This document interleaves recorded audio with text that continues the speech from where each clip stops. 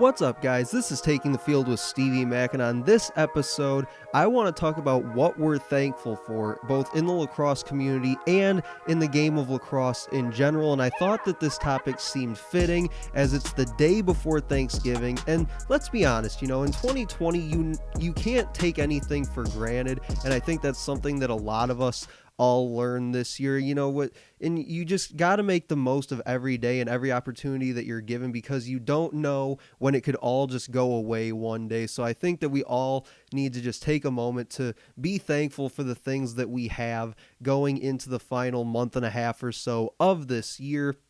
So I took to Twitter yesterday and asked a lot of my lacrosse followers there simply, what are you thankful for when it comes to whether it's the sport of lacrosse or the lacrosse community, since a lot of us all seem to get along really well there on Twitter together. And I got a couple responses from that question, which I'll go over here and give my 2 cents on some of the feedback that I got, starting with a great friend of this show, Phil Rothermick. He's been on the show numerous times in the past, and we'll have to get him back on here soon.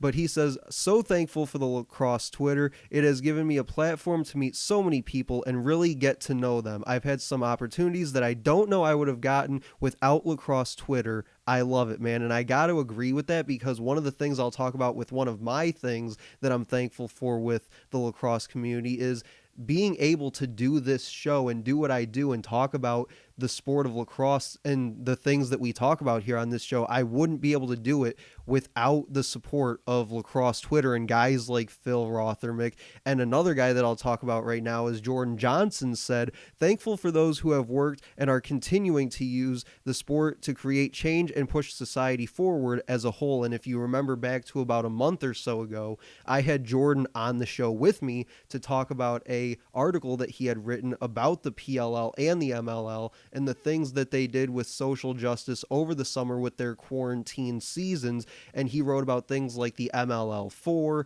and the PLL's Black Lacrosse Alliance. And we dove deep into those conversations and had those discussions. And that episode was probably one of my favorites that I've done here on this podcast. Had a great conversation with him. And again, always nice to have guys like Jordan and Phil on the show.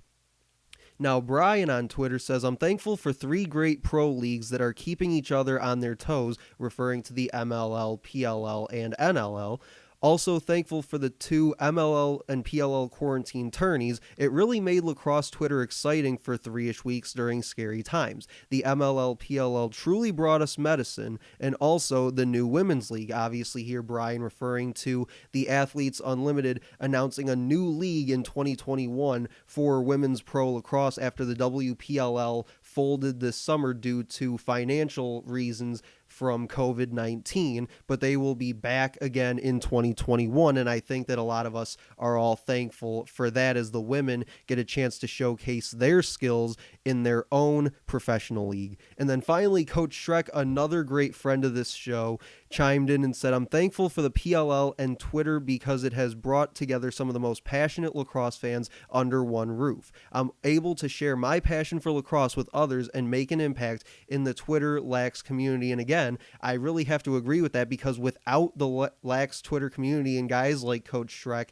Jordan Johnson, and Phil Rothermick, this show would likely not exist, because those are the people that have interacted with this show throughout its history these past several months, dating back to the summer when it became a Lacrosse Talk podcast as it is now. So obviously I'm very grateful for all of them and the rest of you that listen to this show. But really the things that I'm thankful for, and there's 4 of them that I outlined here, is the first is, again, as I've mentioned numerous times already, just the lacrosse Twitter community in general allowing me to do what I do and talk about lacrosse here on this show.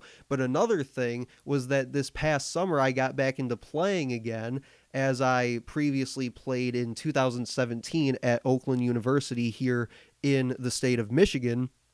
And I got back into playing in a men's league this summer and fall, playing about 14 or 15 games between the two there. So I had a lot of fun getting back into playing as well. And then in the fall, I also got into coaching. If you remember back, I tweeted out about wanting to try my hand at coaching and continue giving back to the lacrosse community any way I can. So I ended up joining the Vision Lacrosse program here in Southeast Michigan and learning the ropes of coaching during the fall. I've also been coaching a little bit here in the winter as well, as we have a winter practice schedule going on. Haven't been out there in a few weeks ago as I've had some personal things to get through, but I will be back out there this Sunday joining them at practice. And then in the spring, I'll be part of their coaching staff with the Motor City Knights, which is a spring team that they run through the organization of Vision Lacrosse. So I'm really excited about that. And then finally, one of the things that Coach Schreck talked about was bringing the lacrosse fans under one roof. And one way that the PLL found a way to do that recently was by creating an online group called the PLL Pioneers. And this is a somewhat exclusive group where there's only about 320 people in it as a whole. I'm one of those 300 and some odd people, as well as Phil Rothermick and Jordan Johnson as well are in that group. And really what it is it's a group of lacrosse fans that can come together and bring their ideas, anything that they had run through their head, whether it be merch ideas, whether it be marketing ideas, different ways to market the sport of lacrosse or different ways to market the PLL. And I even threw my idea of the PLL collegiate game into the ring there on one of the first days that I was a part of that group, which is something that with the PLL collegiate game that I mentioned here on the podcast a few months ago.